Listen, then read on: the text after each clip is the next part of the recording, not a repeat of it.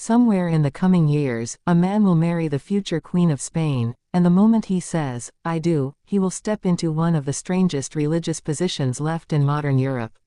He will have no constitutional title. He will have no vote in the church he is expected to honor. And yet he will be watched, every Christmas Eve, every Easter, every state funeral, standing beside the most powerful woman in Spain, and the country will judge him by what he does with his hands, his head, and his silence during Mass.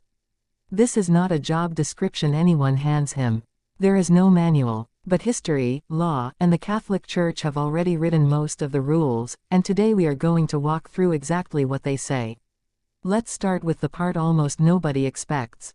Spain does not have a state religion. Not officially. Not on paper. Article 16 of the 1978 Constitution abolished Catholicism as the official religion of the country, and it guarantees freedom of religion and worship to every Spaniard. On paper, Princess Leonor's future husband is not required by law to be Catholic. He is not required by law to attend Mass. He is not required by law to do anything at all when it comes to religious observance. The Constitution is remarkably quiet about the personal faith of the people who marry into the royal family. But here is where the story gets interesting, because a constitution can be silent and a culture can still be extremely loud. The same Article 16 that separates church from state also contains a second clause that almost never gets quoted, and it matters enormously here. It says that public authorities shall take into account the religious beliefs of Spanish society and shall maintain a relationship of cooperation with the Catholic Church specifically, above all other faiths.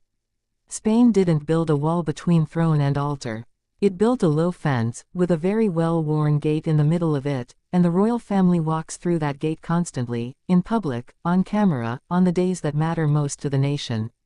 So while the law does not command Leonor's husband to be Catholic, everything about the machinery he is marrying into assumes it.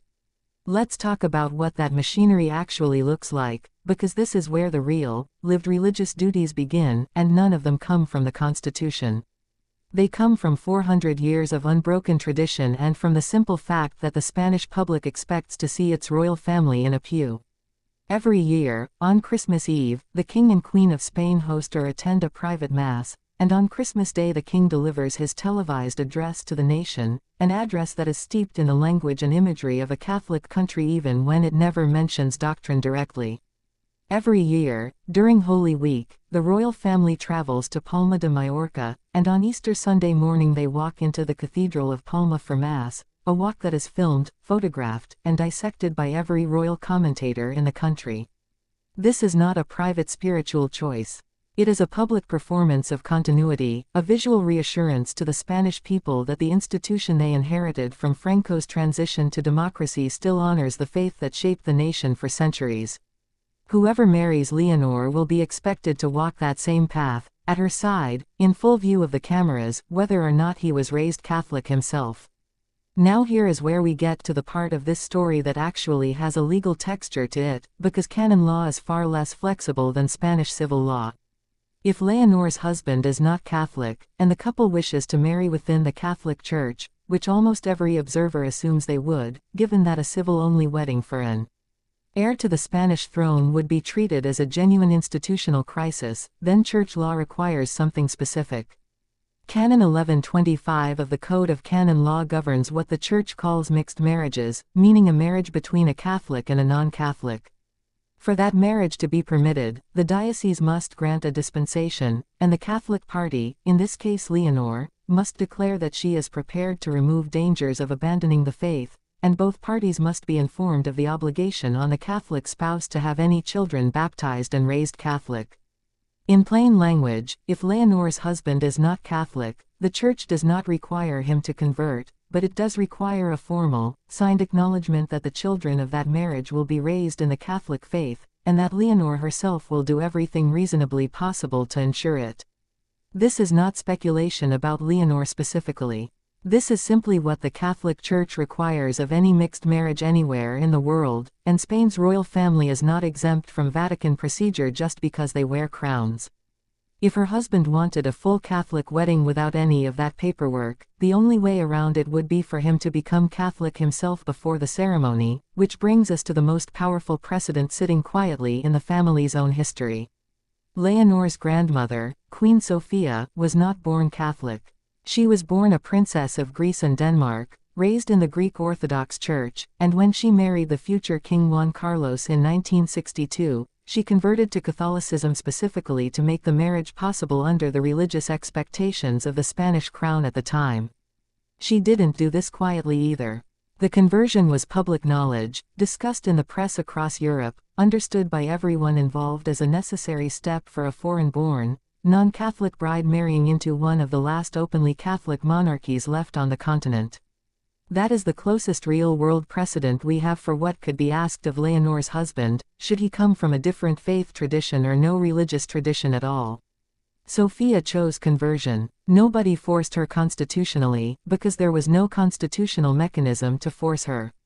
She did it because the weight of tradition and the practical reality of representing the Spanish crown made it, in her own view, the only workable path. That history gives us the clearest possible answer to the question at the center of this video. There is no law that says Leonor's husband must be Catholic. There is no clause in Article 57 or Article 58 of the Constitution that touches his personal faith at all. Article 58, in fact, is almost comically brief on the subject of consorts. It says only that the king's consort, or the queen's consort, may not assume constitutional functions, except in the case of a regency. That's it. That is the entire constitutional job description for the person who marries the monarch or the heir. No religious clause, no spiritual obligation, just a firm reminder that he will have no formal political power, regency situations aside. But constitutions are not the only force shaping a life like this, and anyone who thinks the paperwork is the whole story is missing what actually makes royal life so demanding. The real religious duties Leonor's husband will carry are duties of representation, not law. He will be expected to attend Mass on the days Spain is watching, whether that is Easter in Palma, the annual Pascua Militar ceremony in January where the king addresses the armed forces in a setting steeped in Catholic ritual, or the funeral masses that inevitably come with royal life, state funerals and memorials where the Catholic liturgy is the backdrop against which national grief is expressed. He will be expected to know when to cross himself, when to kneel, when to take communion or respectfully decline it if he has not converted, and when to simply stand in dignified silence. Every gesture will be parsed. Spanish royal commentators have spent decades analyzing exactly how Queen Letizia holds her hands during Mass, how she manages a rosary at a funeral, how she navigates being seen as devout without being seen as performative. Leonor's husband will face the same forensic attention, magnified by the fact that the eyes of the nation will be searching him for signs of whether he belongs. There's another dimension to this that rarely gets discussed, and it's worth sitting with for a moment, because it says something about how modern the monarchy actually is underneath its ancient rituals. Unlike Letizia, who was already a practicing Catholic when she married Felipe, meaning the church required none of the mixed marriage procedures we just described, Leonor's future husband is an unknown variable. Nobody knows his background yet, because Leonor is not engaged, not publicly linked to anyone, and by her own reported statements has spoken about the possibility of prioritizing her role as heir over marriage entirely. Everything in this video, and everything in every other video speculating about her future husband, is necessarily hypothetical. We are not describing a real man's real obligations. We are describing the framework that would apply to whoever that man eventually turns out to be, built from the actual text of the Spanish Constitution, the actual canons of the Catholic Church, and the actual precedent set by Queen Sophia 2 generations ago. That distinction matters, and it's one worth remembering every time you see a headline promising to reveal the secret rules a future royal husband must follow.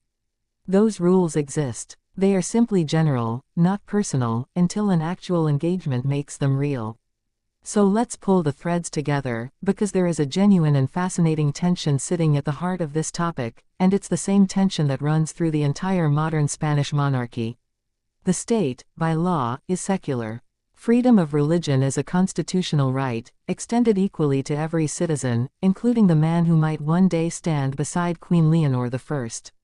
But the institution he is marrying into is soaked in 4 centuries of Catholic identity, from the coronation traditions to the funeral rites to the Easter Sunday walk into Palma Cathedral that the entire country watches every single year. He will not be legally compelled to attend a single Mass.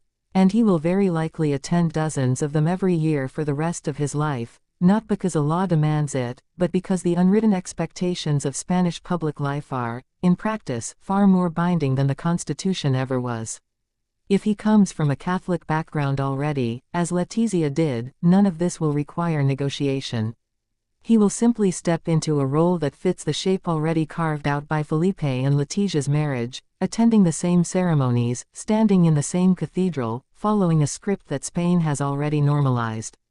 But if he comes from a different faith, or no faith at all, he will face the same quiet choice Sophia of Greece faced more than 60 years ago: convert, and remove the friction entirely, or remain in his own faith and navigate the canon law requirements around mixed marriage, the dispensations, the promises about raising future heirs to the Spanish throne as Catholics, and the far more delicate task of representing a Catholic institution in public without belonging to it in private.